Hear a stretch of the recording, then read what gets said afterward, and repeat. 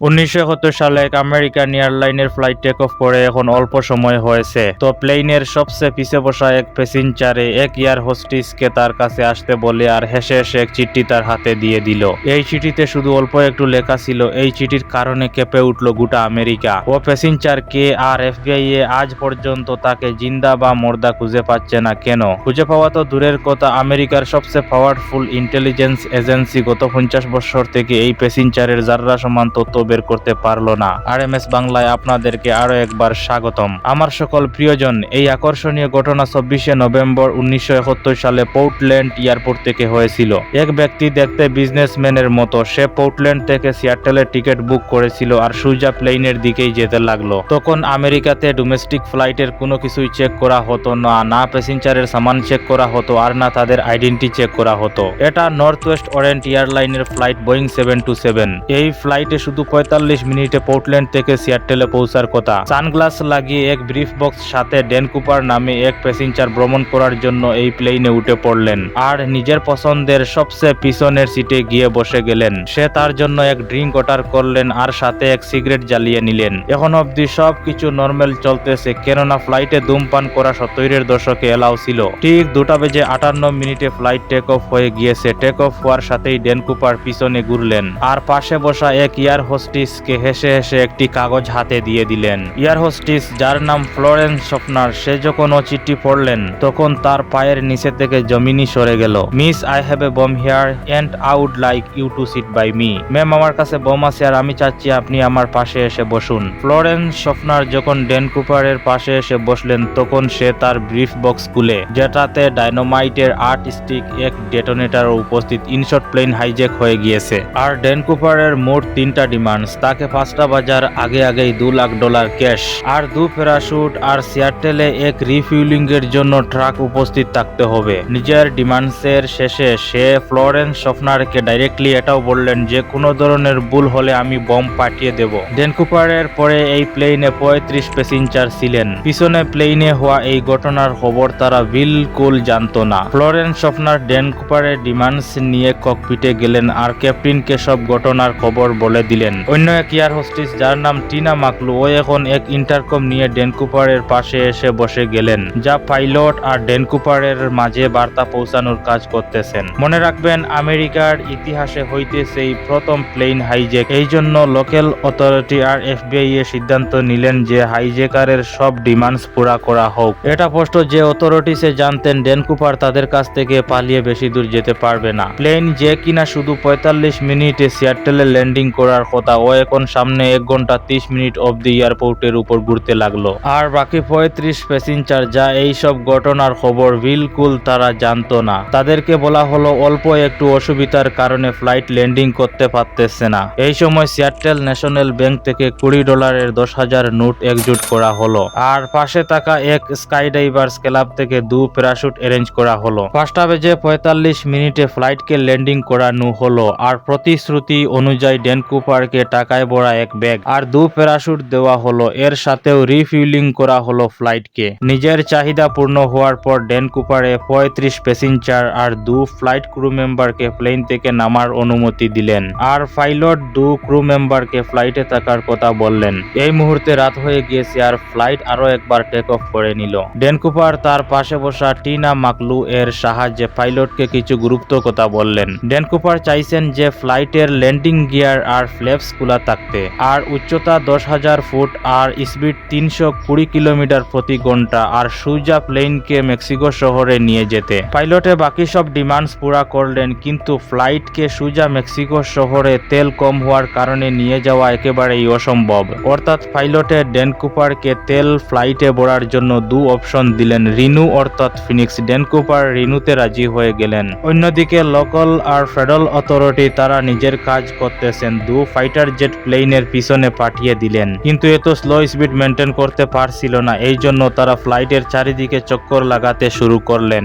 রাতে অন্ধকারে প্লেন রিনুর দিকে একটু একটু করে অগ্রসর হইতেছে আর ড্যান কুপারের পাশে বসা টিনা মাকলুকে ককপিটে যাওয়ার কথা বললেন, যেখানে 2 পাইলট আর এক ফ্লাইট অ্যাটেন্ডেন্ট উপস্থিত। যখন টিনা ককপিটের দরজা বন্ধ করতে গেলেন তখন শুধু এটা দেখলেন যে ড্যান কুপার তার কোমরে কি যেন বাঁধছে। এরপরে প্লেনের সিঁড়ি খুলে আর ড্যান কুপার কুপার এখান থেকে কোথায় গেল। এরপরে যা কিছু হলো গত 50 বছর থেকে আজ অব্দি ডিসকাস করা হইতেছে। 3 ঘন্টা পরে যখন প্লেন রিনুতে ল্যান্ড করে তখন পুরা প্লেন ভালো করে চেক করা হলো, কিন্তু প্লেনে না ছিল কোনো কুপার আর না পাওয়া গেল কোনো বম। না শুধু প্লেনে, অর্থাৎ এই ঘটনার পরে ড্যান কুপারের নামও নিশান পাওয়া যায়নি, না জিন্দা না মর্দা। অবশেষে ড্যান কুপার কে ছিল আর পুরা আমেরিকাকে তাক লাগিয়ে কোথায় চলে গেল। ফেডারেল ব্যুরো ইনভেস্টিগেশন এর ও কেস যে আজ অব্দি বন্ধ করা হয়নি। ড্যান কুপারকে প্লেন থেকে পড়তে তো কেউ দেখেনি, কিন্তু স্টেয়ার স্কেচ খোলা থাকার কারণে একথা অবশ্যই পরিষ্কার যে সে সিয়াটেল আর রিনু এর মাঝে কোথাও জাম্পিং করেছিল। এফবিআই এ প্লেনে আরো প্রমাণ খুঁজতে শুরু করলেন, কিন্তু ভাগ্য খারাপ তাদের। ড্যান কুপার এর একটা টাই আর সিগারেটের কিছু টুকরা আর দুটা থেকে একটা প্যারাশুট পাওয়া গেল, যা ড্যান কুপারে প্লেনে ফেলে গিয়েছিলেন। ঘটনার পর কারো কাছে তার ফটো পর্যন্ত ছিল না। প্যাসেঞ্জার আর ক্রু মেম্বারের কাছ থেকে ইন্টারভিউ নেওয়ার পর ড্যান কুপারের আকার আকৃতি হিসাবে তার স্কেচ তৈরি করা হলো। এটার পূর্বে যে ড্যান কুপার সিয়াটেল আর রিনু এর মাঝে ঠিক কোথায় জাম্পিং করলো এটা জানতে চেয়েছিলেন এফবিআই এ। এটা জানা বেশি কঠিন নয়, কেননা ফ্লাইট অটো পাইলট মোডে চলতেছে, অর্থাৎ ফ্লাইট যে কথার উপর চলতেছে অলরেডি সব রেকর্ড হয়ে আছে। ফ্লাইটের স্পিড আর এর উচ্চতা এবং ফ্লাইট রেকর্ডারের সাহায্যে জানতে পারলেন ফ্লাইটের স্টেয়ার কেস 8:10 খোলা হয়েছে। এই সকল তথ্য মতে ড্যান কুপারের ড্রপ লোকেশন আন্দাজ লাগিয়ে এক সার্চ এরিয়া ডিফাইন করা হলো। এই এরিয়া 45 স্কয়ার কিলোমিটার বন জঙ্গল আর বড় বড় পাহাড়ে ঘিরে থাকা। এরিয়াল টিম আর ল্যান্ড সার্চ টিম এই পুরা এরিয়া তন্ন তন্ন করে খুঁজলেন, কিন্তু না কোনো কুপারের নাম ও নিশান পাওয়া গেল, আর না কোনো ব্রিফ বক্স, এবং আর না পাওয়া গেল কোনো টাকা। এই এরিয়াতে এত ঠান্ডা যে সবার মনে হলো ড্যান কুপার মারা গেছে, কিন্তু এটার পরে যা হলো ও এফবিআই এর ভাবনাতে স্বপ্ন চলে আসতে লাগলো। আমেরিকার ইতিহাসে প্রথম এফবিআই এই কেসের জন্য পাবলিকের সাহায্য নিলেন। ড্যান কুপারের স্কেচ আর $2 লাখ এর সিরিয়াল নম্বর পত্রিকায় ছাপা করে দিলেন, আর ড্যান কুপার এর সম্পর্কে কেউ কিছু তথ্য দিলে তাদেরকে পুরস্কৃত করা হবে ওয়াদা দিলেন। তাদের বিশ্বাস কুপার বেঁচে থাকলে টাকাগুলি কোথাও না কোথাও খরচ করবে, কিন্তু আশ্চর্য বিস্ময়কর এই সিরিয়াল নম্বরের এক নোটও কখনো কোথাও দ্বিতীয়বার দেখা যায়নি। কিন্তু মামলা এখন অব্দি শেষ হয়নি। শীঘ্রই 9 বছর পরে, অর্থাৎ 1980 সালে এক রহস্য উদ্ঘাটন হলো। সাধারণ ওয়াশিংটনের কলম্বিয়ার নদীর কিনারে এক বালুর চর, যাকে টিনা বার বলা হতো। এখানে এক বাচ্চা তার বাবার সাথে খেলছিল, তখন নদীর কিনারে টাকার 3 বান্ডিল পেল। এগুলি $20 নোটের বান্ডিল, যা মোট $5,800 হয়। এই বাচ্চার বাবা টাকাগুলি নিয়ে এফবিআই এর কাছে গেলেন। ভাগ্য ভালো, এগুলির সিরিয়াল নম্বর সেই নোটের সাথে মিলে গেল যা ড্যান কুপার নিয়ে গিয়েছিল। ড্যান কুপার হাইজ্যাকিং কেসের প্রায় 9 বছর পরে আবার অগ্রগতি, যা ঘটনা সমাধান করার বদলেই বিভ্রান্তিতে ফেলতেছে, কেননা এই টাকা ড্রপ লোকেশন থেকে প্রায় 27 কিলোমিটার দূরে পাওয়া গেছে। প্রথমেই মনে করলেন ড্যান কুপারের কাছ থেকে টাকা লুইস নদীতে পড়ে গিয়ে নদীর জলে ভেসে ভেসে এখানে চলে আসে, কিন্তু পরে নোটিশ করা হলো কলম্বিয়ার নদীর জল উল্টা দিকে ফ্লো করতেছে, অর্থাৎ এই টাকা লুইস নদী থেকে ভেসে টিনাবার বালুর চরে কোনো ক্ষেত্রেই আসা সম্ভব নয়। এফবিআই এর জন্য এই মামলা তো সমাধান হওয়ার বদলেই বিভ্রান্তিতে পড়তেছেন। না শুধু এটা, অর্থাৎ টিনাবার চরে যেখান থেকে এই টাকা পাওয়া গেছে, এখানে 1974 সালে কিছু গর্ত করার কাজ করা হয়েছে। হাইজ্যাকিং এর 3 বছর পরে টিনাবার চরের কিনারে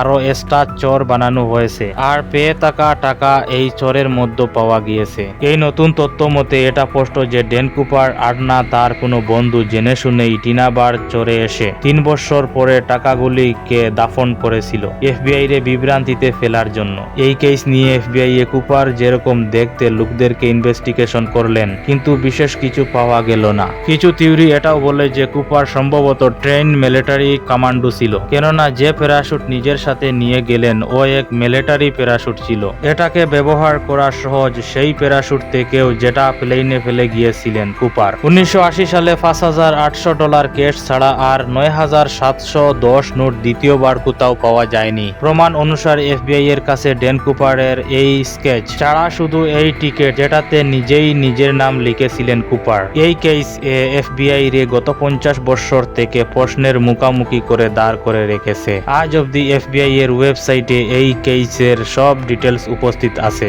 আর এই কেসের ফাইল আজ অব্দি খোলা রয়েছে। আশা করি আরএমএস বাংলার এই ভিডিও আপনাদের ভালো লাগবে। ভিডিও ভিডিওটা ভালো লাগলে একটা লাইক করে দিবেন এবং বন্ধুদের সাথে শেয়ার করতে ভুলবেন না।